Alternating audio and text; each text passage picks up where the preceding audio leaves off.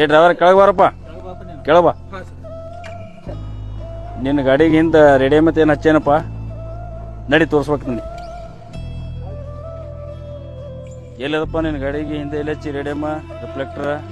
ಅಲ್ಲಪ್ಪ, ನೀ ಹಿಂದೆ ರೇಡಿಯಮ್ ಹಚ್ಚಿಲ್ಲ, ರಿಫ್ಲೆಕ್ಟರ್ ಹಚ್ಚಿಲ್ಲ, ಏನು ಹಚ್ಚಿಲ್ಲ. ರಾತ್ರಿ ಟೈಮ್ ತೊಗೊಂಡು ಗಾಡಿ ಯಾರು ಬಂದು ನಿನ್ನ ಗಾಡಿ ಗುದ್ದಿ ಸತ್ರ ಅಂದ್ರೆ ಜವಾಬ್ದಾರಿ ಯಾರು ಹೊಣೆಗಾರರು? ಸರ್ ನಾಳೆಗೆ ಹೋಗಿ ಹಾಕಿಸ್ತೀನಿ ಸರ್. ಇನ್ನು ಹಿಂದಿನ ಟ್ರ್ಯಾಕ್ಟರ್ ಹಿಂದಿನ ಬಾಜು ರೇಡಿಯಮ್ ರಿಫ್ಲೆಕ್ಟರ್ ಎಲ್ಲನೂ ಹಚ್ಚಬೇಕು. ಹಚ್ಚಲಿಲ್ಲ ಇನ್ನೊಮ್ಮೆ ನಿನ್ನ ಗಾಡಿ ಸಿಕ್ತಪ್ಪ ಅಂದ್ರೆ ಹೋಗಿ ಪೊಲೀಸ್ ಸ್ಟೇಷನ್ ಕಸ್ತೀವಿ. ಗಾಡಿ ಒಟ್ಟ ಬಿಡೋದಿಲ್ಲ. ಆಯ್ತು ನಡಿ, ನಿನ್ನ ಗಾಡಿ ತುಂಬ ಹೋಗಿ.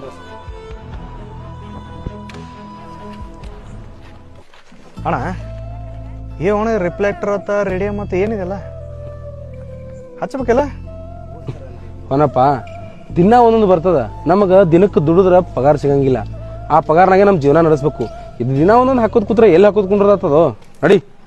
ಮತ್ತು ಅವ್ರು ಸರ್ ಹೇಳೋದು ಬರೋಬರಿಲ್ಲ ಅಣ್ಣ. ಹಿಂದೆ ಯಾರಿಗೆ ಗುದ್ದು ಸತ್ರ ಏನು ಮಾಡೋದು? ಅವನಪ್ಪ ಹಿಂದೆ ಬಂದು ಗುದ್ದಿ ಸಾಯೊಂದು ಅವನ ಹಣಿ ಬರ್ ಸುಮಾರು ಇರ್ತದ.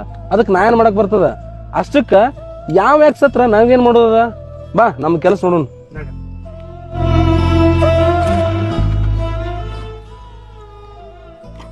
ಅಣ್ಣ ಇಂಥ ನಡು ರಾತ್ರಿ ಗಾಡಿ ಬಂದು ಬಿತ್ತು. ದಾಬಾ ಒಂದು ಕಾಣಿಸಲ್ಲಾಗ್ಯಾವ, ಹೊಸ ಬರೇ ಭಾಳ ಆಗ್ಯಾವ.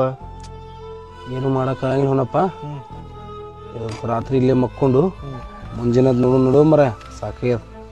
ಆಯ್ತಣ್ಣ, ಇಲ್ಲೇ ಮುಕ್ಕೊಳ್ಳೋಣ ಗಾಡಿ. ಅಣ್ಣ ಬುತ್ತಿ ಇಲ್ಲೇ ಬಿಟ್ಟು ಏನಲ್ಲ. ನಡಿ ಕೊಟ್ರಿ ಬರೋಣ.